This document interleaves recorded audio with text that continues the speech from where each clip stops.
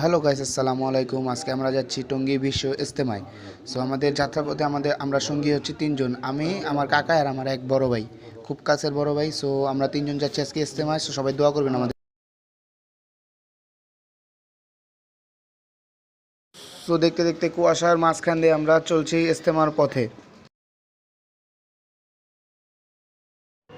So আমরা প্রায় 4-5 kilo হাঁটার পর, হাঁটতে হাঁটতে আমরা প্রায় গন্তব্যের কাছে চলে এসেছি। সো আর বেশি দূর নাই, এই তো আয়সা পড়বো একটু পরেই। সো দেখতে দেখতে চলে আসলাম আমরা টঙ্গী স্টেশন।